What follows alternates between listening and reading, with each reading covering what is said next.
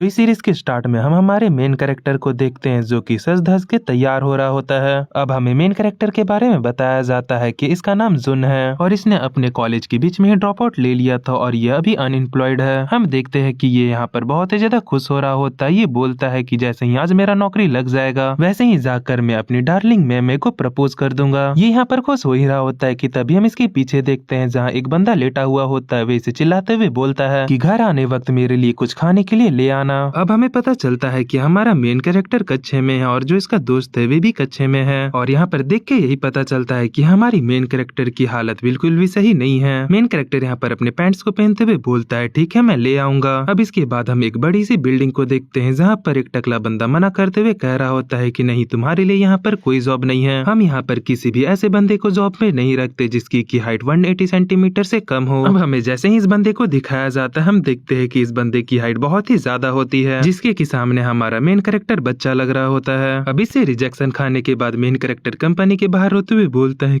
आखिरकार मेरे ही साथ ऐसा क्यों होता है। मैंने इतनी जगह जॉब के लिए ट्राई किया लेकिन मुझे हर जगह रिजेक्ट ही कर दिया गया। आखिरकार मेरे में कमी क्या है। ये जालिम दुनिया मुझे नहीं जीने देगी। अब ये ऐसे ही रोते हुए अपने मोबाइल को चेक करता है और मोबाइल को चेक करते ही इसकी हालत यहाँ पर और भी ज्यादा खराब हो जाती है क्योंकि इसने यहाँ पर अपने बैंक अकाउंट के स्टेटमेंट को देखा होता है जहाँ पर कि इसके पास सिर्फ 15 रुपए बचे होते हैं। ये इस बैलेंस को देखते हुए कहता है कि मेरे पास सिर्फ इतने ही रुपए बचे हुए हैं कि मैं सिर्फ एक हैमबर्गर खा सकता हूँ, वे भी सिर्फ इस दोपहर में। उसके बाद मैं कुछ भी नहीं खा सकता। कि तभी अचानक से इसके फोन में एक न्यू मैसेज आता है जो कि इसके डार्लिंग यानी इसके क्रश ने भेजा हुआ होता है। यहाँ पर उसके मैसेज को देखकर बहुत ही ज्यादा बावला हो जाता है पर जैसे ही मैसेज खुलता है हम इसकी गर्लफ्रेंड को किसी और बंदे के साथ देखते हैं। यहाँ पर इसकी गर्लफ्रेंड ने वैलेंटाइन का पोस्ट डाला होता है जिसका की नोटिफिकेशन मेन कैरेक्टर के पास भी आया है और इस फोटो के नीचे लिखा हुआ होता है कि भले ही ये दुनिया खत्म क्यों ना हो जाए लेकिन मेरे लिए मेरी बॉयफ्रेंड की प्यार कभी नहीं कम होगी। अब इस लाइन को जैसे ही मेन कैरेक्टर पढ़ता है ये यहाँ पर चिल्लाने लगता है और उस बंदे को गरियाते हुए कहता है कि आखिर इस बंदे की हिम्मत कैसे हुई मेरी गर्लफ्रेंड को मुझसे छीनने की। और इतना कहकर ये गुस्से में अपने फोन को जमीन पर पटक देता है और पटकने के बाद बोलता है कि मेरी गर्लफ्रेंड भी मुझे छोड़कर चली गई। आखिरकार इस लाइफ में मेरी ही क्यों लगी पड़ी है। अब जब इसका मोबाइल टूट जाता है तभी इसे होश आता है जिसके बाद ये रोते हुए बोलता है कि ओ माय गॉड मेरा लास्ट मोबाइल भी यहाँ पर टूट गया। मेरे पास तो यहाँ पर पैसे भी नहीं बचे हैं जिससे कि मैं इसे रिपेयर करा सकूं। अब हमें इसके मोबाइल को दिखाया जाता है जहां इस मोबाइल के चीथड़े उड़ चुके थे और तभी यहाँ पर पानी भी पड़ने लगता है। अब इस बारिश में हम एक मोबाइल शॉप को देखते हैं जहाँ पर कि हमारा मेन कैरेक्टर आ गया होता है। शॉपकीपर यहाँ पर मोबाइल को देखते हुए बोलता है कि इस फोन को बनाने के लिए 200 रुपए लगेंगे। मुझे पता है कि ये बहुत ही ज्यादा महंगा है लेकिन इतना लगेगा ही। तो इस पर मेन कैरेक्टर बोलता है कि क्या तुम थोड़ा सा सस्ता नहीं कर सकते। ये शॉपकीपर फोन को देखते हुए बोलता है कि तुम इस तरीके से कहना बंद करो। आखिर तुम्हें क्या लगता है कि इसे बनाने में कितना रुपए लगेगा। कि तभी मेन कैरेक्टर बोलता है कि मेरे पास सिर्फ अभी 15 रुपए बचे हुए हैं, अगर इतना ही में हो जाता तो बहुत ही अच्छा होता। तभी इस बात को सुनकर शॉपकीपर की सटक जाती है और ये मोबाइल को मेन कैरेक्टर के मुंह पे देके मारता है और बोलता है कि जल्दी से यहाँ से निकल जाओ। अब हम बारिश का सीन देखते हैं जहाँ पर कि मेन कैरेक्टर भीगते हुए जा रहा होता है। यहाँ पर भीगते हुए कह रहा होता है कि इस फोन की तरह मेरी जिंदगी भी टूट चुकी है और जहाँ पर कि अब मेरे पास कुछ भी नहीं है। अभी यहाँ पर अपने पास्ट के बारे में बताने लगता है कि आखिरकार इसके पास्ट में इसके साथ क्या क्या हुआ है। ये बताता है कि जब मैं छोटा था तब मेरे पेरेंट्स एक झगड़े के कारण एक दूसरे से डिवोर्स ले लिए और मुझे अकेला छोड़कर चले गए। उन दोनों में से किसी ने भी मुझे अपने साथ नहीं रखा और मुझे सिर्फ 100 रुपए देकर मुझे अकेला छोड़ दिया। अब ये दुख दर्द बताते हुए मेन कैरेक्टर एक शॉप के पास पहुंच जाता है जहाँ पर जाकर ये बोलता है कि हे डूड मुझे 2 हैमबर्गर दे दो। और फिर से ये अपने टूटे हुए फोन को देखते हुए बोलता है कि लोग कहते हैं कि जो पैसा है वे किसी की भी भूख को खत्म कर सकता है और अगर मैं मेरी बात करूँ तो मैं बचपन से ही बहुत ही ज्यादा अकेला हूँ और मेरे पास खाना खाने के लिए भी ज्यादा पैसे नहीं होते हैं। और ये सब कहते हुए ये अपने फोन के बैक कवर को खोलता है जहाँ पर कि 100 रुपए रखे हुए होते हैं और ये इस पैसों से उन बर्गर को लेके यहाँ से जाने लगता है। अब ये अपने बर्गर को लेके यहाँ से जा ही रहा होता है कि तभी अचानक से इसका फोन बजने लगता है। अब ये जैसे ही अपने फोन को देखता है इसे पता चलता है कि ये तो एक अननोन नंबर है। अब ये फोन को उठा के बोलता है कि हाँ हेलो कौन। कि तभी दूसरी तरफ से आवाज आती है कि अरे मैं तुम्हारा ग्रैंडपा। अब इस बात को सुनते ही मेन कैरेक्टर का यहाँ पर सटक जाता है जिसके बाद ये फोन पर बहुत ही गंदी गंदी गालियां देने लगता है। अब गाली देने के बाद ये तुरंत ही फोन को काट देता है जिसके बाद ये गुस्से में चिल्लाते हुए कहता है कि आजकल सभी लोग मुझे परेशान ही करने में लगे हैं। आखिर सभी लोगों की परेशानी क्या है। कि तभी दोबारा से उसी नंबर से फोन आने लगता है जिसे देखकर मेन कैरेक्टर बोलता है कि क्या तुम अभी भी हार नहीं मानना चाहोगे। लगता है कि आज मुझे बताना ही पड़ेगा कि आखिरकार मैं कौन हूँ। वैसे ही आज मेरा सुबह से पूरा मूड खराब है, चलो अब मैं अपनी सारी फ्रस्ट्रेशन तुम पे निकालूंगा। जिसके बाद ये फोन को उठाने के बाद चिल्लाते हुए कहने लगता है कि क्या क्या तुम्हारा दिमाग खराब है? क्या तुम साइकोपैथ हो? आखिरकार तुम्हारी हिम्मत कैसे हुई मुझे दोबारा से फोन करने की? आखिरकार तुम्हें क्या लगता है कि मुझे परेशान करना क्या इतना ज्यादा आसान है? चलो देखते हैं कि आखिरकार कौन परेशान होता है। कि तभी उसका ग्रैंडफादर उधर से खांसते हुए बोलता है कि मैं वाकई में बहुत ही ज्यादा बीमार हूँ और मेरे पास अब ज्यादा समय नहीं बाकी है। लिटिल बैन, मैं सच में तुम्हारा ग्रैंडफादर ही हूँ। अब इस बात को सुनकर मेन कैरेक्टर यहाँ पर शांत हो जाता है और कहता है कि क्या लिटिल बैन? जिसके बाद ये अपनी पुरानी मेमोरी को याद करने लगता है और वाकई में लिटिल बैन कोई और कहने वाला नहीं, इसका ग्रैंडफादर ही था। वे इसे इसी नाम से बुलाया करते थे और ये किस तरीके से अपना बचपन अपने ग्रैंडफादर के साथ बिताया करता था और इससे कहा करते थे कि कैसा होगा कि अगर मैं तुम्हें मजे कराने के लिए ज़ू में ले जाऊं। मेन कैरेक्टर कहता है कि वाकई में मेरे ग्रैंडफादर ही मुझे इस नाम से बुलाया करते थे। ये यहाँ पर बहुत ही ज्यादा इमोशनल हो जाता है और बोलता है कि वाकई में तुम मेरे ग्रैंडफादर हो। इसके ग्रैंडफादर बोलते हैं कि हाँ, मैं वाकई में तुम्हारा ग्रैंडफादर हूँ। तुमसे कांटेक्ट करना मेरे लिए इतना भी ज्यादा आसान नहीं था, पर अब मेरे पास ज्यादा समय नहीं बाकी और अंत में मैं ऐसे नहीं मरना चाहता। मैं लास्ट में तुमसे मिलना चाहता हूँ, अपने आखिरी वक्त में कम से कम तुम्हें देखना चाहता हूँ। पर मेन कैरेक्टर इस पर उदास होते हुए बोलता है कि क्या आप मुझसे मिलना चाहते हैं? पर आखिरकार आप उस वक्त कहाँ चले गए थे जब मैं बचपन में अनाथों की तरह घूमा करता था? क्या आपको उस वक्त मेरी बिल्कुल भी याद नहीं आई थी? तो इस पर इसका ग्रैंडपा माफी मांगते हुए कहता है कि मुझे माफ कर देना, पर मैं अपने आखिरी वक्त पर तुमसे मिलना चाहता हूँ और मैंने जितनी भी गलतियाँ की हैं उसके लिए तुमसे माफी मांगना चाहता हूँ। तो इस बात को सुनकर मेन कैरेक्टर कहता है कि क्या तुम यहाँ पर मुझसे मजाक करने में लगे हुए हो? मेरे यहाँ पर रिलेटिव में अभी कोई भी नहीं है और तुम ये ध्यान रखना कि तुम दोबारा से फ्यूचर में मुझसे कभी भी कांटेक्ट ना करो। कि तभी इसके ग्रैंडफादर बोलते हैं कि मेरे यहाँ पर सिर्फ कुछ ही घंटे बचे हुए हैं मेरे जिंदा रहने के लिए। तो इस पर मेन कैरेक्टर कहता है कि क्या अब तुम मेरे साथ इमोशनल प्लॉट खेलने लगे? तुम तो वाकई में बहुत ही ज्यादा चालाक हो ओल्ड मैन। तुम इस बात का ध्यान रखो कि मैं वाकई में कभी भी तुमसे नहीं मिलना चाहता हूँ। कि तभी इसका ग्रैंडफादर आगे बोलता है कि लिटिल बैन, तुम यहाँ पर गलत समझ रहे हो। मैंने यहाँ पर तुम्हें फोन इसलिए नहीं किया है कि मैं तुमसे सिर्फ मिलना चाहता हूँ। असल में मैं यहाँ पर तुम्हें कुछ देना चाहता हूँ। मैंने ये तुम्हें बात नहीं बताया है कि मैं बता दूं कि मेरे पास बहुत सारी कंपनियां हैं, मेरे पास बहुत सारे शेयर्स है जिसकी की कीमत हंड्रेड्स ऑफ मिलियन है और मैं यहाँ पर बस ये चाहता हूँ कि तुम उन सभी प्रॉपर्टीज को इनहेरिट कर लो। मैं सच बता रहा हूँ कि मुझे बहुत ही ज्यादा बुरा लगा था जब मैंने तुम्हें अकेला छोड़ दिया था, लेकिन अब मैं अपने आखिरी समय में तुमसे मिलना चाहता हूँ और मेरे पास जितनी भी प्रॉपर्टीज है उसे तुम्हें देना चाहता हूँ। अब जैसे ही मेन कैरेक्टर इन सभी बातों को सुनता है ये अचानक से रुक जाता है और इसके जितने हाथ पैर होते हैं वे कपकपाने लगते हैं और फिर अचानक से ये खुशी में चिल्लाने लगता है और बोलता है कि ग्रैंडफादर मैं आ रहा हूँ। मेरे प्यारे ग्रैंडफादर, मुझे बताइए कि आखिर कहाँ पर आना है? मैं अभी तुरंत ही वहाँ पर आ रहा हूँ। मैंने आपको बहुत ही समय से नहीं देखा। मैं सच बता रहा हूँ कि मैं आपको बहुत ही ज्यादा मिस करता हूँ। अब हमें आगे दिखाया जाता है जहाँ पर मेन कैरेक्टर एक बहुत ही महंगे हॉस्पिटल में आ जाता है और यहाँ पर ये रिसेप्शन के पास जाते हुए पूछने लगता है कि आखिरकार मेरे ग्रैंडफादर कहाँ पर हैं? जहाँ पर इसे बता दिया जाता है। अब ये एक रूम के बाहर जाकर अंदर देखने लगता है। हम सामने रूम को देखते हैं जो कि बहुत ही ज्यादा लग्जरियस होता है और यहाँ पर बहुत सारे डॉक्टर्स भी होते हैं। तभी यहाँ पर एक डॉक्टर कहने लगता है कि इनकी जो हार्ट बीट है वे धीरे धीरे कर कम होती जा रही है और इनके पास बहुत ही ज्यादा कम समय बाकी है जो कि ये यहाँ पर जिंदा रहेंगे। हमने जो यहाँ पर अपने एडवांस मशीन से कैलकुलेट किया है उसके हिसाब से ये अपने अंतिम समय में सिर्फ 10 ही वर्ड बोल सकते हैं। अब इनकी बातें बाहर से हमारा मेन कैरेक्टर भी सुन रहा होता है और ये उस बूढ़े को देखते हुए बोलता है कि क्या ये वाकई में मेरा ग्रैंडफादर है? तभी हम फिर से उस डॉक्टर को देखते हैं जो कि कहता है कि हमें इस ओल्ड मास्टर को ये परमिशन दे देनी चाहिए कि वे अपने लास्ट वर्डों को कैसे कहना चाहता है। हम देखते हैं कि यहाँ पर एक लॉयर भी होता है। वे बोलता है कि हाँ, मैं आपके लास्ट विल को रिकॉर्ड करने के लिए तैयार हूँ। आप जो भी कहेंगे मैं उसे लिख दूंगा। कि तभी ये बुढ़ा बोलता है कि आखिरकार वे लिटिल ब्रैट कहाँ पर है? ये इतना कहता ही है कि तभी अचानक से आकर कोई इसका हाथ पकड़ लेता है और वे बंदा कोई और नहीं हमारा मेन कैरेक्टर होता है जो कि यहाँ पर बहुत ही ज्यादा खुश होते हुए बोलता है कि मैं वाकई में यहाँ पर लेट आने के लिए माफी चाहता हूँ। आपका जो ग्रैंडसन है वे यहाँ पर लेट आने के लिए आपसे माफी मांगता है। तभी ये बूढ़ा भी इसे देखकर यहाँ पर बहुत ही ज्यादा खुश हो जाता है, जिसके बाद ये अपने आखिरी वर्ड को बोलते हुए कहता है कि नहीं, मैं बिल्कुल भी गुस्सा नहीं हूँ। तुम मेरे सिर्फ ओनली ग्रैंडसन हो और मैं अपनी सारी प्रॉपर्टी तुम्हें देता हूँ। अब इस बात को सुनकर मेन कैरेक्टर के आंखों से आंसू निकलने लगते हैं और ये बोलता है ठीक है, मैं आपकी सारी प्रॉपर्टी को इनहेरिट करने के लिए तैयार हूँ। आप उन सभी चीजों का बोझ मुझ पर देकर जा सकते हैं। कि तभी पीछे से डॉक्टर बोलता है कि ओल्ड मैन, आपने अपने 3 सेंटेंस कंप्लीट कर लिए हैं तो आपको थोड़ा जल्दी करना चाहिए। हम मेन कैरेक्टर को देखते हैं जो कि यहाँ पर अभी भी पूरी तरीके से एक्टिंग कर रहा होता है। ये बोल रहा होता है कि ग्रैंडफादर आप इस जिम्मेदारी को मुझ पर छोड़ सकते हैं। कि तभी इसका ग्रैंडफादर बोलता है कि तुम्हें ये सब करने की कोई जरूरत नहीं है क्योंकि ऑलरेडी ही मैंने उन सभी कंपनीज के शेयर किसी और को दे दिया है और मैंने किसी और बंदे को उसका चेयरमैन भी बना दिया है। अब इस बात को सुनते ही मेन कैरेक्टर के यहाँ पर पूरा मूड खराब हो जाता है और ये तुरंत ही अपने ग्रैंडफादर का हाथ छोड़ देता है, जिसके बाद ये अपने कोट को ठीक करते हुए बोलता है ठीक है, आज के लिए मैंने बहुत कर लिया और मुझे अब ऐसा लगता है कि मुझे अब यहाँ से जाना चाहिए। अब इसके यहाँ से जाने से डॉक्टर और वकील रोकने लगते हैं। कि तभी ग्रैंडफादर आगे बोलते बोलते हैं कि मुझे ऐसा लगा था कि अगर मैं तुम्हें इतनी ज्यादा कंपनी मैनेज करने के लिए दे दूंगा तो तुम्हें उसे हैंडल करने में बहुत ही ज्यादा मुश्किल होगी, तो इसीलिए मैंने यहाँ पर तुम्हारे लिए कुछ विलास को छोड़ दिया है जिसकी की कीमत हंड्रेड्स ऑफ मिलियंस है, तो तुम उन सभी को इनहेरिट कर सकते हो और अपनी जिंदगी को अच्छे तरीके से जी सकते हो। अब ये बात सुनने ही थी मेन कैरेक्टर फिर से आकर अपने ग्रैंडफादर से चिपक जाता है और फिर से एक्टिंग करते हुए बोलता है कि ठीक है, आपने जैसा कहा मैं वैसा ही करूंगा। कि तभी पीछे से वकील बोलता है ठीक है, मैंने ये सभी को लिख लिया है और ओल्ड मैन आपके पास अब सिर्फ 3 वर्ड बाकी है बोलने के लिए। अब इस बात को सुनते ही मेन कैरेक्टर और उसका ग्रैंडफादर बहुत ही ज्यादा शॉक्ड हो जाते हैं और बोलते हैं कि क्या तुम मजाक कर रहे हो। कि तभी वे वकील फिर से आगे बोलता है कि अब इसके साथ सिर्फ तुम 2 ही वर्ड बोल सकते हो। तभी इस 2 सेंटेंस के बारे में सुनकर जो ये बूढ़ा होता है इसमें पता नहीं कहां से बहुत ज्यादा जान प्राण आ जाता है और तुरंत ही अपने बिस्तर पर बैठकर एक लंबी सांस लेते हुए कहता है कि मैं यहाँ पर पूरी बात को शॉर्ट में कहना चाहता हूँ कि अगर तुम उन विलास को इनहेरिट करना चाहते हो तो तुम्हें सबसे पहले उन विलास में जाना होगा और उन विलास में जो 6 किराएदार रहती है उन सभी के साइन लेने होंगे जिन्होंने की मेरा ख्याल रखा था। तुम्हें उन सभी के परमिशन लेने होंगे जिसके बाद कि तुम उन सभी विलास को इनहेरिट कर सकते हो। ठीक है, यहाँ पर मैं अगर तुम्हें सीधे वर्ड में बताऊं तो तुम्हें उन विलास में जाना है और उन 6 लड़कियों के साइन लेने हैं जिसके बाद कि तुम उन विलास को इनहेरिट कर सकते हो। और उन 6 लड़कियों के साइन क्यों लेने हैं मैं इसके बारे में तुम्हें नहीं बता सकता क्योंकि मेरे पास टाइम बहुत ही कम बचा है जो कि मैं यहाँ पर तुम्हें वे सब एक्सप्लेन करूँ। अब इस बात को सुनकर मेन कैरेक्टर के आंखों से आंसू निकलने लगते हैं और हम उसके ग्रैंडफादर को देखते हैं जो कि यहाँ पर धीरे धीरे कर गिरने लगते हैं क्योंकि सच में इस बुढ़ाऊ ने एक ही सांस में इन सभी शब्दों को कहा होता है और ये यहाँ पर मरते हुए अपने आखिरी वर्ड पर कहता है कि मैं वाकई में मरने के लायक हूँ मेरे ग्रैंडसन, जाओ और तुम मेरी सारी प्रॉपर्टीज को इनहेरिट कर लो। और इतना कहकर ये बुढ़ाऊ यहाँ पर गिरकर मारा जाता है। अब मेन कैरेक्टर यहाँ पर अपने मन में सोच रहा होता है कि मुझे ऐसा लगा था कि मेरी जो जिंदगी है मुझे अपनी सारी जिंदगी ऐसे ही गरीबी में गुजारनी पड़ेगी, लेकिन अब यहाँ पर सब कुछ बदल चुका है। मुझे कभी ऐसा नहीं लगा था कि मेरे पास भी कुछ ऐसा होगा, मुझे ऐसा नहीं लगा था कि मुझे इतना ज्यादा प्यार मिलेगा। ग्रैंडफादर सच में जो आपकी प्रॉपर्टी से मैं जाकर उसे इनहेरिट करूंगा, मैं आपका लास्ट ग्रैंडसन जाकर आपकी सारी प्रॉपर्टी को ले लूंगा। अब हम कुछ देर बाद देखते हैं जहाँ पर ये अपने विला के बाहर आ जाता है और बाहर से अपने विला को देखते हुए कहता है कि क्या ये वही विला है जिसे कि मेरे ग्रैंडफादर ने मेरे लिए छोड़ा है। और आखिरकार वे 6 ऐसे कौन से किराएदार हैं जिन्होंने की मेरे ग्रैंडफादर का ख्याल रखा था। शायद वे सभी भी मेरे ग्रैंडफादर की तरह बूढ़ी होंगी। सच में मेरे ग्रैंडफादर के भी अलग ही चोचले हैं, लेकिन इससे मुझे क्या, मुझे तो बस जाकर उन सभी के साइन लेने हैं जिसके बाद जो ये विला होगा वे मेरा हो जाएगा। अब ये सब सोचते हुए मेन कैरेक्टर जैसे ही अंदर आता है इसे म्यूजिक की आवाज आने लगती है, वे भी एक पार्टी वाला म्यूजिक, उसके साथ कुछ और आवाजें भी आ रही होती है कि कैसे तुम्हें अपनी लाइफ को कंफर्टेबली जीना चाहिए, वे भी बिना किसी रिग्रेट्स के। अब हमारा मेन कैरेक्टर उसे म्यूजिक की आवाज की ओर चलने लगता है और चलते हुए यार्ड पर पहुंच जाता है। पर ये जैसे ही यार्ड को देखता है ये यहाँ पर बहुत ही ज्यादा हैरान हो जाता है। ये अपने सामने देखता है कि सामने बहुत सारी खूबसूरत लड़कियां हैं जो कि यहाँ पर पूल पार्टी कर रही हैं, मतलब कि यहाँ पर 6 बूढ़ियां नहीं 6 खूबसूरत लड़कियां हैं। तभी इन सभी का भी ध्यान मेन कैरेक्टर की ओर चला जाता है। अब इन सभी को देखकर मेन कैरेक्टर यहाँ पर बहुत ही ज्यादा शॉक्ड हो जाता है और शॉक्ड होते हुए बोलता है कि आखिरकार यहाँ पर बूढ़ियां क्यों नहीं है, यानी कि मेरे ग्रैंडफादर जो 6 लड़कियों के बारे में बात कर रहे थे वे ये सब है। कि तभी उनमें से एक लड़की कहती है कि देखो एक और पर्वत स्टॉकर यहाँ पर आ गया है हम लोग का पीछा करते हुए। टॉमी आखिरकार तुम कहाँ पर हो, जाओ और इसे काट कर यहाँ से भगा दो। अब हम एक कुत्ते को देखते हैं जो कि इस बात को सुनकर मेन कैरेक्टर की ओर बढ़ने लगता है। अब उससे बचने के लिए मेन कैरेक्टर यहाँ पर डिफेंस पोजीशन में आ जाता है। हम उस लड़की को देखते हैं जो कि बोलती है कि तुम्हें बिना परमिशन किसी के घर में घुसने की सजा दी जाएगी। हम उस कुत्ते को देखते हैं जो कि मेन कैरेक्टर पर अटैक करने के लिए आगे बढ़ जाता है, जिससे कि मेन कैरेक्टर यहाँ पर बहुत ही ज्यादा डर जाता है। अब हम उस कुत्ते का निशाना देखते हैं जो कि कुछ और नहीं मेन कैरेक्टर का प्राइवेट पार्ट होता है। अब इसके बाद सीन शिफ्ट होता है और हमें कुछ देर के बाद का सीन दिखाया जाता है। हम सभी लड़कियों को देखते हैं जो कि एक जगह इकट्ठा होती है और ये सभी यहाँ पर मेन कैरेक्टर से बात करने के लिए तैयार हो गई थी और हमें फिर से ये बताया जाता है कि यही सब है इस घर में रहने वाली किराएदार। अब हम हमारे मेन कैरेक्टर को देखते हैं जहाँ पर इन सभी ने इसे लंगा कर दिया था। ये यहाँ पर रोते हुए कह रहा होता है कि मैं सच बोल रहा हूँ कि मैं कोई ठरकी नहीं हूँ, मैं कोई स्टॉकर नहीं हूँ, आखिरकार तुम सभी मेरे बात को क्यों नहीं समझ रही हो। हम उन सभी लड़कियों को देखते हैं जो कि यहाँ पर कुछ नहीं बोल रही होती और चुपचाप मेन कैरेक्टर को घूर रही होती है। कि तभी वही काले वाली लड़की फिर से आगे बढ़ती है और बोलती है कि ये तुम्हारे लिए अच्छा रहेगा कि तुम हमें यहाँ पर ये चुपचाप बता दो कि आखिरकार तुम यहाँ पर क्या करने के लिए आए थे। कि तभी पीछे से पीले बाल वाली लड़की भी बोलती है कि हाँ मैं तुम्हें सिर्फ 10 सेकंड देती हूँ तुम्हें अपने बारे में बताने के लिए। हम मेन कैरेक्टर को देखते हैं जो कि इन सभी को एक बहुत ही अजीब नजरों से घूरता है, जिसके बाद ही अपने मन में हंसते हुए बोलता है कि ये सभी की सभी लड़कियां बड़ी हो चुकी हैं, लेकिन इन सभी को दुनियादारी के बारे में नहीं पता। और तभी अचानक से अपनी सारी की सारी रस्सियों को तोड़ देता है और बोलता है कि तुम सभी की सभी चूजों मेरी बातों को ध्यान से सुनो। तुम सभी को आखिर क्या लगता है कि तुम सभी कौन हो? मैं इस विला का रियल ओनर हूँ और अब मैं ये विला तुम सभी से वापस लेने के लिए आया हूँ। अब मेन कैरेक्टर के इस रूप को देखकर ये सभी लड़कियां यहाँ पर घबराने लगती हैं। ये डराते हुए आगे बोलता है कि तुम सभी को ऐसा नहीं लगता है कि तुम सभी को यहाँ पर चुपचाप साइन कर निकल जाना चाहिए। तुम सभी के लिए यही अच्छा होगा कि तुम सभी चुपचाप यहाँ पर साइन करो और मेरी प्रॉपर्टी से निकल जाओ। और तभी इस बात को सुनकर हम देखते हैं कि एक लड़की आकर मेन कैरेक्टर के पैर को पकड़ लेती है और बोलती है कि प्लीज हमें माफ कर दीजिए। और वैसे ही जो बाकी सभी भी लड़कियां होती हैं वे भी एक एक कर माफी मांगने लगती है। अब अगले ही पल हम देखते हैं जहाँ पर मेन कैरेक्टर ये सब सोचकर बहुत ही ज्यादा खुश हो रहा होता है। मतलब ये सभी सिर्फ इसका ख्याली पुलाव था। अब ये सब सोचकर मेन कैरेक्टर जैसे ही कुछ कहने वाला होता है कि तभी अचानक से एक लात आकर इसके मुंह पर लगता है। और ये किक इतना ज्यादा पावरफुल होता है कि मेन कैरेक्टर उड़ते हुए जाकर एक टेबल से टकरा जाता है और वहीं पर गिर जाता है। हम देखते हैं कि ये लात मारने वाली वही पीले बाल वाली लड़की है। वे कहती है कि तुम्हारे 10 सेकंड अब पूरे हो चुके हैं। अब अगले ही पल मेन कैरेक्टर को घर से उठाकर फेंक दिया जाता है। अब इसे मेन कैरेक्टर के यहाँ पर बहुत ही ज्यादा गुस्सा आ जाता है। ये अपने कपड़े पहनते हुए कहता है आखिर तुम सभी की हिम्मत कैसे हुई मेरे ही घर से मुझे बाहर निकालने की। इतना कहते हुए ये अपनी जेब से उस कॉन्ट्रैक्ट को बाहर निकालता है जो कि इसके ग्रैंडफादर ने दिया था। और ये कॉन्ट्रैक्ट को देखते हुए कहता है कि मुझे ऐसा लगता है कि अब मुझे इसे हार्ड तरीके से करना होगा। जिसके बाद मेन कैरेक्टर बैडस तरीके से घर के दरवाजे को खोलकर घर के अंदर जाता है और फिर सभी को उस कॉन्ट्रैक्ट को दिखाते हुए कहता है कि सभी के सभी लोग मेरी बात को ध्यान से सुनो कि इस कॉन्ट्रैक्ट में साफ साफ लिखा हुआ है कि ये जो प्रॉपर्टी है वे मेरे ग्रैंडपा के द्वारा मुझे इनहेरिट करवा दी गई है और जो तुम लोग हो वे सिर्फ यहाँ के किराएदार हो, तो इसीलिए अब चुपचाप तुम सभी यहाँ से निकल जाओ। अब मेन कैरेक्टर इसी तरीके से चिल्ला रहा होता है लेकिन कोई भी इसकी बातों पर ध्यान नहीं दे रहा होता है। और तभी अचानक से मेन कैरेक्टर के सामने एक लात आकर रुकती है जिससे कि ये बहुत ही ज्यादा घबरा जाता है। हम देखते हैं कि ये वही पीले बाल वाली लड़की है। वे कहती है कि तुम यहाँ पर मेरे म्यूजिक को खराब कर रहे हो। मेन कैरेक्टर घबराते हुए कहता है कि मिस क्या तुम मेरी एक्सप्लेनेशन को थोड़ी देर सुन नहीं सकती हो, हम यहाँ पर बैठकर भी बात कर सकते हैं। मेन कैरेक्टर की यहाँ पर साड़ी अकड़ निकल जाती है जिसके बाद यहाँ पर घबराते हुए कहता है कि ये जो प्रॉपर्टी है वे मेरे ग्रैंडफादर के द्वारा मुझे दे दी गई है जो कि आप इस कॉन्ट्रैक्ट में साफ साफ देख सकते हैं, तो इसीलिए मैं यहाँ पर उनके हाउस को उनकी प्रॉपर्टी को इनहेरिट करने के लिए आ चुका हूँ। तभी उनमें से एक लड़की इस कॉन्ट्रैक्ट को देखते हुए कहती है कि हाँ ये सही कह रहा है। तभी मेन कैरेक्टर एक पेन को निकालते हुए कहता है कि हाँ तुमने सही पहचाना, लेकिन मुझे इस प्रॉपर्टी को लेने के लिए तुम जितनी भी 6 लड़कियां हैं उनकी साइन की जरूरत होगी। इस साइन से ये पता चलेगा कि तुम सभी 6 लड़कियां अपनी इच्छा से यहाँ से जा रही हो। और तुम सभी इस बात की चिंता मत करो, मैं तुम सभी की रेंट की जितने भी डिपॉजिट है मैं उन सभी को वापस कर दूंगा। तभी इस बात को सुनकर जब वे लड़की होती है वे मेन कैरेक्टर के हाथ से पेन को ले लेती है। अब ये देखते ही मेन कैरेक्टर का तो खुशी का ठिकाना ही नहीं रहता। ये अपने मन में सोच रहा होता है कि आखिरकार चलो ये शुरू हुआ, जब ये लड़कियां साइन कर देंगी तो जो ये मेंशन होगा वे मेरा हो जाएगा। लेकिन तभी जो वे लड़की होती है वे पेन को दूर फेंक देती है। अब ये देखकर मेन कैरेक्टर यहाँ पर बहुत ही ज्यादा हैरान होता है। वे लड़की बोलती है कि मुझे माफ कर देना, पर मुझे ऐसा लगता है कि मैं साइन करना भूल चुकी हूँ। अब इस बात को सुनकर मेन कैरेक्टर का यहाँ पर कट जाता है। ये बोलता है कि क्या आखिरकार ऐसा कैसे हो सकता है, तुम अपना नाम लिखना कैसे भूल सकती हो, तुम यहाँ पर मुझे बेवकूफ मत बताओ। कि तभी एक और लड़की उठते हुए कहती है कि आखिरकार तुम्हें समझ में क्यों नहीं आ रहा है कि हम ये घर तुम्हें नहीं देना चाहते हैं। अब इस बात को सुनकर मेन कैरेक्टर को यहाँ पर गुस्सा आ जाता है और ये चिल्लाते हुए कहता है कि तुम सभी के सभी चुपचाप मेरे घर से निकल जाओ और इस कॉन्ट्रैक्ट को ध्यान से देखो कि यहाँ पर साफ साफ लिखा है कि ये सारी प्रॉपर्टी मेरी है जो कि मेरे ग्रैंडफादर के द्वारा मुझे दे दी गई है। तो आखिरकार तुम सभी यहाँ से क्यों नहीं निकल जाती? मैं तुम सभी को कितना अच्छा मौका दे रहा हूँ कि चुपचाप यहाँ पर साइन करके निकल जाने का, तो आखिरकार तुम सभी मेरी बातें क्यों नहीं समझती? तुम सब ये नहीं जानती हो कि आखिरकार मैं कौन हूँ और क्या क्या कर सकता हूँ। कि तभी पीछे से एक और लड़की कहती है कि क्या तुम्हें जो करना हो कर लो, क्या तुम इस बेकार से कॉन्ट्रैक्ट के बारे में बात कर रहे हो? कि तभी पहले वाली लड़की बोलती है कि क्या मोमो आखिरकार तुम यहाँ पर क्या कर रही हो? ये लड़की मोमो बोलती है कि हम सभी के पास भी यही सेम कॉन्ट्रैक्ट है। मेन कैरेक्टर को यहाँ पर कुछ भी समझ में नहीं आ रहा होता है। हम सामने मोमो को देखते हैं जो कि उन सभी को उनके कॉन्ट्रैक्ट दे रही होती है। अब अपने कॉन्ट्रैक्ट को लेकर एक लड़की पढ़ते हुए बोलती है कि जिस रूम में तुम रहती हो वे रूम और उसमें जितनी भी सामानें हैं वे तुम्हारा ही रहेगा जब तक कि तुम अपनी इच्छा से साइन कर उसे किसी और को ना दे दो। अब सभी की सभी लड़कियां उस कॉन्ट्रैक्ट को आगे करते हुए कहती है कि तुम्हारे ग्रैंडपा मरने से पहले हम सभी को ये देकर गए हैं, चलो अब तुम बताओ कि आखिरकार तुम हम लोग का क्या बिगाड़ लोगे। अब ये सब देखकर मेन कैरेक्टर यहाँ पर शॉक्ड हो जाता है और ये बेचारा यहाँ पर सदमे में चला जाता है और हैरान होते हुए बोलता है कि क्या मेरे ग्रैंडफादर ने इन सभी को भी कॉन्ट्रैक्ट दे दिया? इतने सारे कॉन्ट्रैक्ट को देखकर ये यहाँ पर बहुत ही ज्यादा हैरान था। ये इन सभी से पूछता है कि आखिरकार इतने सारे कॉन्ट्रैक्ट यहाँ पर क्या कर रहे हैं। कि तभी फिर से वे काले बाल वाली लड़की आगे आते हुए कहती है कि तुम्हारे कॉन्ट्रैक्ट में ये साफ साफ लिखा हुआ है कि जब तक कि हम 6 के 6 उस पर साइन नहीं कर देंगे तब तक कि तुम्हें ये विला नहीं मिलेगा और तब तक तुम्हारा इस विला से कोई भी लेना देना नहीं है। और ये फिर अपने पीछे वाली लड़की से कहते हैं कि कैसा होगा सिस्टर, हम इसके बारे में इसे अच्छे से समझा दे। तो इस पर पिंक बाल वाली लड़की कहती है कि इसे समझना बहुत ही ज्यादा आसान है कि जिस तरीके से हमारे प्राइवेट विला में घुस चुका है, हम इस पर किसी के घर में बिना पूछे घुसने का इल्जाम लगा सकते हैं और इसे अच्छा खासा फंसा सकते हैं। अब इस बात को सुनकर मेन कैरेक्टर शॉक्ड होता है और तभी इसके पसीने छूटने लगते हैं और अगले ही पल फिर से इसे लात मारकर घर से बाहर निकाल दिया जाता है और फिर से यहाँ पर बारिश भी होने लगता है और जहाँ पर मेन कैरेक्टर बारिश में भीग रहा होता है और ये यहाँ पर उदास होते हुए बोलता है कि ग्रैंडपा, सच में आपने मेरे लिए बहुत ही बड़ी परेशानी खड़ा कर दी है, पर शायद आपको ये बात नहीं पता है कि मैं एक ऐसा मैन हूँ जो कि कभी भी परेशानियों से गिव अप नहीं करता।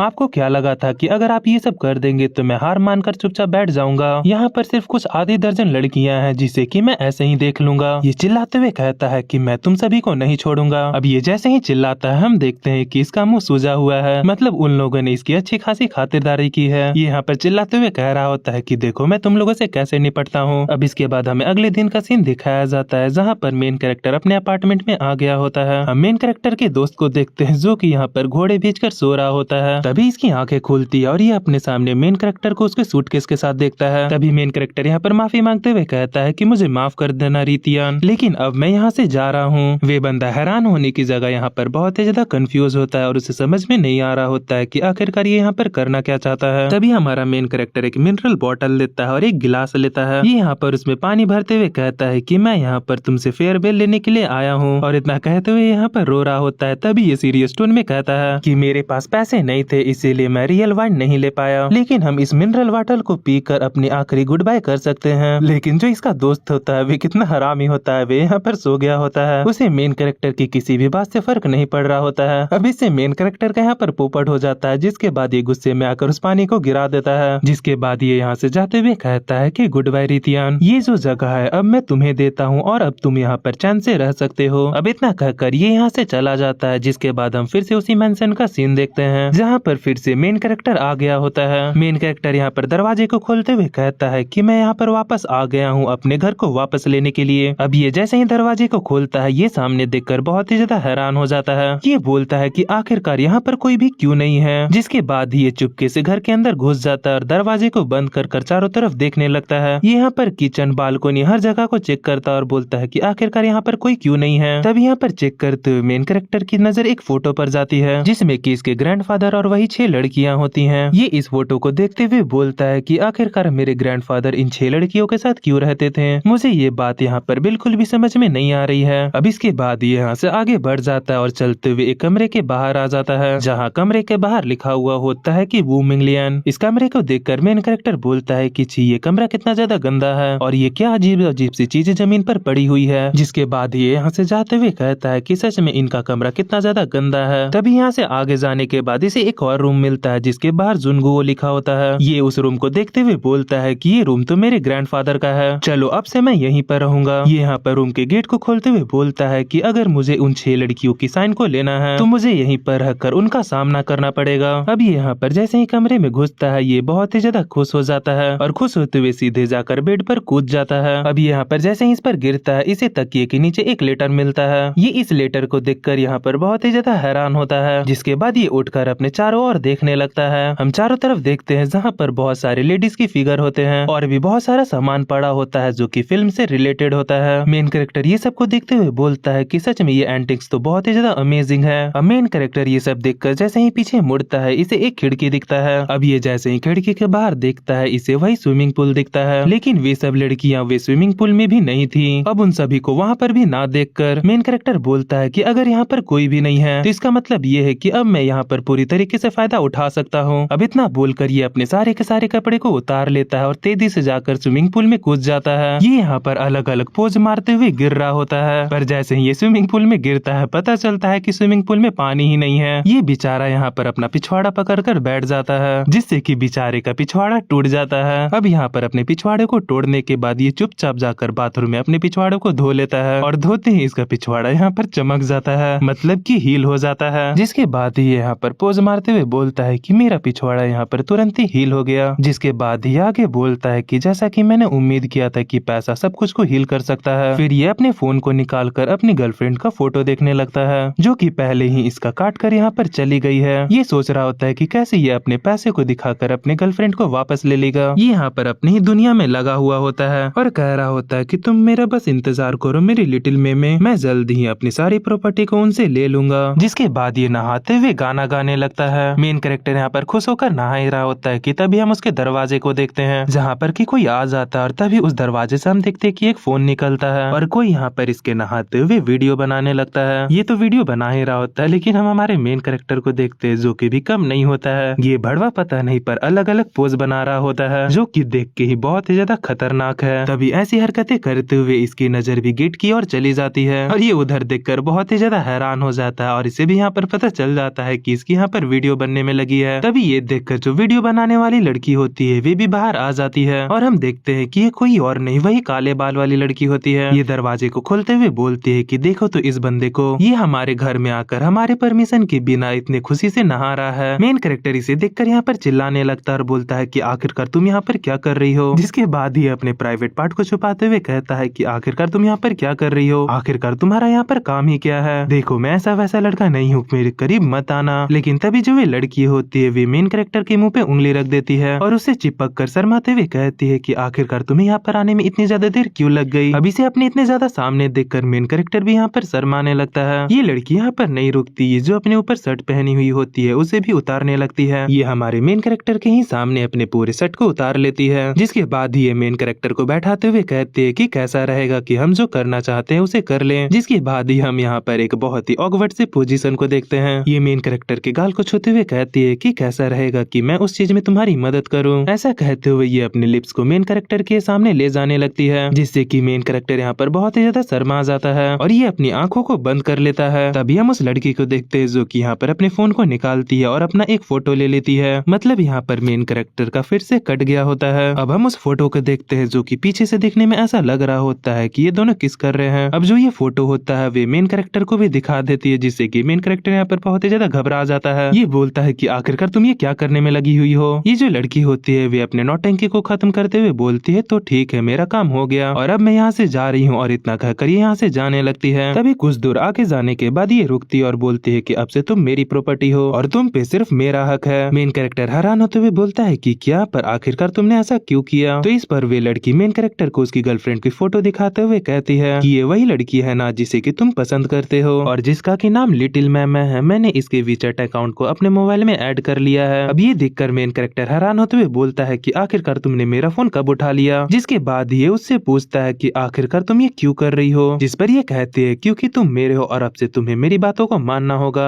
मैं तुम्हें जो भी कहूँ, तुम्हें जो काम करने को कहूँ तुम्हें उसे करना होगा, वरना मैं जो तुम्हारी लिटिल मैम में जो तुम्हारी गर्लफ्रेंड है उसे मैं बता दूंगी कि हम दोनों रिलेशनशिप में हैं। तो इसीलिए तुम यहाँ पर उल्टी सीधी हरकतें करने की तो कोशिश भी मत करना, वरना जो मैंने अभी फोटोज लिए हैं उसे मैं तुम्हारी गर्लफ्रेंड के पास भेज दूंगी। अब ये बात जैसे ही मेन कैरेक्टर सुनता है इसे तो यहाँ पर बहुत ही बड़ा झटका लगता है। ये यहाँ पर बहुत ही बड़ी मुसीबत में फंस चुका होता है। मेन कैरेक्टर अपने मन में सोच रहा होता है कि यहाँ पर आज मेरा पहला ही दिन था लेकिन मैं एक ऐसे मुसीबत में फंस चुका हूँ जिससे कि निकलना बहुत ही ज्यादा मुश्किल है। तभी वे लड़की यहाँ से जाने लगती है और जाते हुए मेन कैरेक्टर से कहती है कि तुम सबसे पहले बाहर जाओ और जाकर पूरे पुल को साफ कर दो और उसे साफ करने के बाद हमारे लिए खाने की टेबल को भी लगा दो और जब तुम इतना कर लोगे तो हम लोग ने तुम्हारे लिए वेलकम पार्टी रखा है तो उसमें आ जाना। तभी जाते जाते ये फिर से रुकती है और बोलती है कि एक बात और, मेरा नाम वू मेंगलियान है और मैं इन सभी की सभी लड़कियों में सबसे ज्यादा बड़ी हूँ, तो तुम यहाँ पर मुझे बिग सिस कहकर बुला सकते हो। अब इसके जाने के बाद मेन कैरेक्टर यहाँ पर अपने मन में सोच रहा होता है कि मुझे नहीं पता था कि जो 6 लड़कियाँ यहाँ पर रह रही है वे कितनी ज्यादा चालाक है, ये सभी की सभी तो एक फॉक्स की तरह है। तभी इतना सोचकर ये उसे रोकने की कोशिश करता है लेकिन वे नहीं रुक रही होती है और फिर ये आगे बोलता है कि वैसे जो तुमने वेलकम पार्टी के बारे में कहा था आखिरकार तुमने उसे कहाँ पर रखा है। और फिर ये आगे अपने मन में सोच रहा होता है कि सच में मुझे नहीं लगा था कि ये सभी लड़कियां मेरा यहाँ पर इंतजार कर रही थी ताकि ये सभी मेरा फायदा उठा सके। अब इसके बाद हम अगले दिन का सीन देखते हैं जहाँ पर सब पार्टी करने के लिए तैयारी कर रहे होते हैं। हम देखते हैं कि सभी की सभी लड़कियां यहाँ पर मौजूद होती हैं। तभी एक हरे बाल वाली लड़की मोमो के पास जाते हुए बोलती है कि बताओ आखिरकार तुम्हें वे गेम कैसा लगा। वे गेम आजकल के हैंडसम और रिच बंदे खेला करते हैं। हम यहाँ पर उस पीले बाल वाली लड़की को भी देखते हैं जिसने की मेन कैरेक्टर को कई बार कूटा होता है। ये अपने सेकंड सिस्टर से बोलती है कि क्या सच में हमें उस बंदे के लिए वेलकम पार्टी रखने की जरूरत है। तो इस पर वे सेकंड सिस्टर बोलती है कि ये हमारे घर का ट्रेडिशन रहा है तो हमें इसे आगे तक बना कर रखना चाहिए और ऊपर से हमने हमारे ओल्ड मास्टर से वादा भी किया था। हमें इनके वादे के बारे में तभी नहीं बताया जाता, शायद आगे जाके बताया जाएगा। तभी ये पीले बाल वाली लड़की आगे बोलती है कि वैसे बिग सिस आखिरकार वे बंदा कब आएगा। हम देखते हैं कि ये बिग सिस किसी और को नहीं वू मेंगलियान को कह रही होती है। तो इस पर वो मिंगलियन कहती है कि वे बंदा बाहर गया है और उसने ये कहा है कि वे आज रात तक यहाँ पर वापस आ जाएगा, क्योंकि आज से ही वे इस घर का ऑफिशियल मेंबर बन जाएगा और हमने उसके लिए वेलकम पार्टी रखी है, तो इसीलिए वे हमारे लिए गिफ्ट लाने के लिए गया है। अब अचानक से हमें 10 साल पहले का सीन दिखाया जाता है, जहाँ पर कि हमारा मेन कैरेक्टर जो कि छोटा होता है वे दो लोगों के पास खड़ा होता है और वे दोनों आपस में बात करते हुए कह रहे होते हैं कि तुम ये कह रहे हो कि तुमने 10 दिनों से कुछ नहीं खाया है और जो हमारे टेबल में ये खाना बचा हुआ है तुम उस खाने को खाना चाहते हो। ठीक है, तुम ये सब खा सकते हो, लेकिन उससे पहले जो ये मेलन जूस मैंने तुम्हारे लिए गिलास में भरा है तुम्हें उसे पीना होगा। तो इस बात को सुनकर मेन कैरेक्टर रोते हुए उस गिलास को उठा लेता है और बोलता है ठीक है, मैं इसे अभी के अभी पीकर खत्म करता हूँ। अब मेन कैरेक्टर इसे पीने ही वाला होता है कि तभी इसके कंधे पर एक हाथ आता है और एक बंदा आकर कहता है कि तुम इसे अकेले मत पियो, लाओ मैं इसमें तुम्हारी मदद कर देता हूँ। और हम देखते हैं कि वे बंदा कोई और नहीं इसका दोस्त रिटियान होता है। ये जो बंदा होता है वे पूरी बोतल को एक ही बार में गट गट कर पी जाता है। अब इसी के बाद हमें कुछ दिन के बाद का सीन दिखाया जाता है, जहाँ पर उसी होटल में कुछ गुंडे जैसे बंदे आ जाते हैं। वे वहाँ पर आते हुए कहते हैं कि ओरियन ग्रुप तुम बहुत ही ज्यादा परेशानी खड़ी कर रहे हो। तो इस पर सामने वाला बंदा खड़ा होते हुए कहता है कि इससे तेरा क्या जाता है, अपने काम से काम रख चूजे ग्रीन टाइगर, तुम हमारे बिजनेस में घुसना बंद करोगे या नहीं। तो इस पर ग्रीन टाइगर का बंदा कहता है कि हम टांग अड़ाएंगे, तुम्हें जो करना है कर ले, और तुम्हें क्या लगता है कि तुम लोग हमारा क्या ही उखाड़ लोगे। तो इस पर ये ओरियन गैंग का बंदा बोलता है कि अब तुम्हारे साथ बहुत ही ज्यादा बुरा होने वाला है, क्योंकि अब हमारे बॉस तुमसे फाइट करेंगे। और इतना कहकर ये हमारे एमजी और रिटियन को बोलते हैं कि बॉस जाइए और उन्हें सबक सिखाइए। मतलब कि हमारा मेन कैरेक्टर इसका दोस्त यहाँ के बॉस बन चुके होते हैं। अब आगे हम इन्हें खाने के टेबल पर देखते हैं, जहाँ पर जो मेन कैरेक्टर का दोस्त होता है रिटियन वे यहाँ पर बहुत ही ज्यादा सीरियस होता है। तभी बाकी सभी कह रहे होते हैं कि जो भी इन ड्रिंक के क्लास को सबसे पहले खत्म कर देगा वही यहाँ का बॉस बनेगा। अब हम आगे देखते हैं जहाँ पर रिटियन ने सभी के सभी गिलास को खत्म कर दिया होता है, लेकिन जो उसके सामने वाला बंदा होता है वे यहाँ पर बेहोश हो गया होता है। अब सीन प्रेजेंट में आता है, जहाँ पर मेन कैरेक्टर ने उन लड़कियों के बारे में बता दिया होता है, जिसके बाद ये अपने दोस्त को याद दिलाते हुए कहता है कि क्या तुम्हें वे बात अभी भी याद है जब हम दोनों एलिमेंट्री स्टूडेंट हुआ करते थे, तब तुम ड्रिंकिंग में बहुत ही ज्यादा अच्छे थे और तुम्हें ड्रिंकिंग में कोई भी नहीं हरा पाता था। तो इस पर इसका दोस्त बोलता है कि हाँ, अगर वे माफिया यहाँ पर नहीं आई होती ना तो अब तक हम इस पूरे एरिया के बॉस होते। तो ये सुनने के बाद हमारा मेन कैरेक्टर दोबारा से अपनी पानी की बोतल को लेता है और एक गिलास को उठाते हुए बोलता है कि जब से हमने उस इवेंट को इनकाउंटर किया है तब से हमने एक भी बार ड्रिंक को हाथ नहीं लगाया है। जिसके बाद ही एक गिलास में मिनरल वाटर को भरने लगता है और भरते हुए बोलता है कि हम यहाँ पर वाइन को तो हाथ नहीं लगा सकते पर मिनरल वाटर को तो हाथ लगा सकते हैं, चलो आज हम इसे एक असली वाइन की तरह समझकर पीते हैं। अब इन बातों को सुनकर इसके दोस्त के भी आंखों में आंसू आ जाते हैं। तभी मेन कैरेक्टर आगे बोलता है कि पर ब्रो अब हमारी किस्मत जो है वे भी चेंज हो गई है, क्योंकि कुछ दिनों पहले मुझे ये पता चला है कि मैं एक अमीर फैमिली का यंग मास्टर हूँ और जो मेरे पास प्रॉपर्टी है उनकी कीमत बिलियंस ऑफ डॉलर्स है, जिसे कि मैंने इनहेरिट कर ली है, लेकिन उसे वापस पाने में मुझे थोड़ी सी परेशानियों का सामना करना पड़ रहा है, क्योंकि मेरे सामने कुछ ऐसे बंदे खड़े हैं जो कि मुझे वे प्रॉपर्टी लेने से रोक रहे हैं। वे सभी मेरी प्रॉपर्टी पर कब्जा कर बैठे हुए हैं और मैं अकेले उनसे अपनी प्रॉपर्टी को हासिल नहीं कर सकता। तो इसीलिए इस मोमेंट में मेरे सबसे अच्छे बेस्ट फ्रेंड मुझे तुम्हारी जरूरत है, तुम ही एक मेरे लास्ट उम्मीद हो जो कि मेरी प्रॉपर्टी को वापस हासिल करने में मेरी मदद कर सकता है। अब मेन कैरेक्टर की बातें सुनकर जो इसका दोस्त होता है ये यहाँ पर बहुत ही ज्यादा शॉक्ड हो जाता है। तभी ये मेन कैरेक्टर के कंधे पर हाथ रखते हुए बोलता है कि यो ब्रो, क्या तुम्हारा दिमाग खराब हो चुका है? ऐसा लगता है कि तुम गरीबी के कारण पागल हो चुके हो। ये मेन कैरेक्टर पर चिल्लाते हुए कहता है कि नहीं, तुम इतनी जल्दी पागल नहीं हो सकते। आखिर जब तुम पागल हो जाओगे तो मेरे कपड़े को कौन धोएगा, मेरे लिए खाना कौन बनाएगा? पर मेन कैरेक्टर अभी भी कह रहा होता है कि अरे कम से कम मेरी बातों तो सही से सुन लो। लेकिन जो इसका दोस्त होता है वे मेन कैरेक्टर की बातें नहीं सुन रहा होता है। ये यहाँ पर चिल्लाते हुए कह रहा होता है कि आखिरकार तुम्हारे साथ कल क्या हो गया था जिसकी वजह से तुम यहाँ पर पागल हो गए हो? क्या किसी बंदे ने तुम्हारे सर पर मारा है? मुझे उसका नाम बताओ, मैं जाकर उसकी टांगे तोड़ दूंगा। मेन कैरेक्टर बोलता है कि अरे नहीं नहीं, कम से कम मेरी बातें तो सुन लो। लेकिन ये बातें सुन ही नहीं रहा होता है, ये बस बकवास पे बकवास करता ही जा रहा होता है। तभी मेन कैरेक्टर इसके मुंह को पकड़ता है और बोलता है कि चुपचाप अब मेरी बातें सुनो। अब उसे बातें समझाते समझाते शाम हो जाती है और जो इसका दोस्त होता है वे सारी बातें समझ जाता है। ये बोलता है कि वो अच्छा, मैं समझ चुका हूँ, जो तुम्हारे ग्रैंडफादर थे वे अचानक से तुम्हारे पास आ गए और जिसके बाद अपनी पूरी की पूरी इनहेरिटेंस तुम्हें दे दी। सच में तुम कितने ज्यादा लकी बंदे हो जो कि अचानक से एकदम अमीर हो गया, मुझे भूल मत जाना।